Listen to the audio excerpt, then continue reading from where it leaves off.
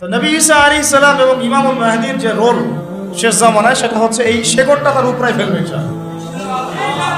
তারা মেডিসিন দিবে না, আমরা যে মেডিসিন দিচ্ছি এখন, শেকড়ে মেডিসিন প্রয়োগ করতেছে যে এটা দিলে ভালো হবে, এইটা সলিউশন, এইটা সলিউশন, এইসব মেডিসিন তারা প্রয়োগ করবে।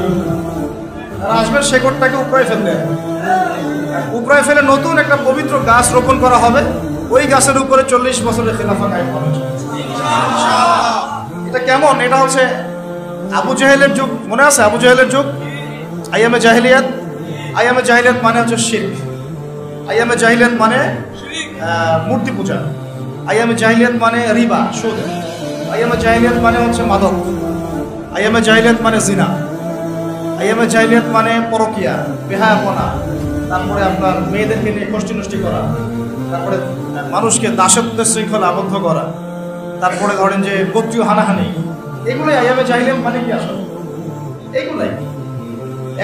এখনকার বিশ্বে এগুলোর কোনটা নাই? এখনকার বিশ্বে এগুলোর কোনটা নাই? সব কিছু আছে, তো আছে আরো বেশি, আরো বড় পরিসরে মজুদ, এবং এটার গ্লোবালাইজেশন হয়েছে ব্যাপারটা, তাই না? ওই সময় না হয় শুধু মক্কায় ছিল, শুধু হয়তো রোমান সভ্যতা ছিল, শুধু হয়তো ফুরসে ছিল, বা এদিকে মদিনায় কিছু অংশ ছিল। এভাবে তো গ্লোবালাইজেশন হয় না, এখন সব কিছু গ্লোবালাইজেশন হয়েছে। এখন আইয়ামে জাহিলিয়াতের ওই জায়গায় নবীজি কি করলেন সাল্লাল্লাহু আলাইহি ওয়াসাল্লাম? তিনি কি তাদের প্রচলিত যে মতবাদগুলো, তাদের ওই সুদি সিস্টেম, তাদের ওই শিরক, তাদের ওই জিনা, তাদের ওই মাদক, তাদের ওই গোত্রীয় হানাহানি, ওইগুলোর ভিতরে ঢুকে কি সংস্কার করার চেষ্টা করলেন, না ওখান থেকে বের হয়ে নতুন কিছু দিলেন? বলেন, ওদের সিস্টেমে ঢুকে কি সংস্কার করার চেষ্টা করলেন, না ওই সিস্টেমের বাইরে থেকে নতুন কিছু দিলেন বিশ্বকে? তিনি নিজে ওই সিস্টেমের বাইরে থাকলেন, নিজে জীবনে কখনো মিথ্যা বলেন নাই, নিজে জীবনে কখনো শিরক করেন নাই, নিজে কিন্তু কখনো তিনি মাদকের ধার কাছেও যান নাই, কখনো গোত্রীয় হানাহানিতেও যান নাই, রিবার কাছেও যান নাই। নবী হওয়ার আগেও তিনি কখনো এগুলো করেন নাই, নবী হওয়ার পরে তো বহুত দূরের কথা ব্যাপারটা, তাই না?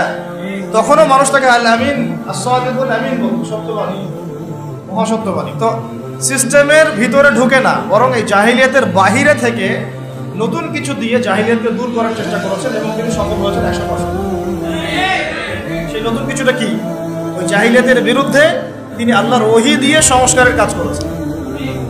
এই তো ওই জাহিলিয়াতের বিপরীতে তিনি আল্লাহর ওহী মানে কোরআন এবং নবীর সুন্নাহ, এই দুটাকে একত্রিত করে তিনি তার মিশন শুরু করেছেন। 23 বছর সময় লেগেছে, কিন্তু ওই জাহিলিয়াত পরিপূর্ণ দূর হয়ে গেছে। শিকড় একদম উপরায় ফেলে নতুন একটা পবিত্র গাছ রোপণ করেছে ব্যাপারটা, তাই না?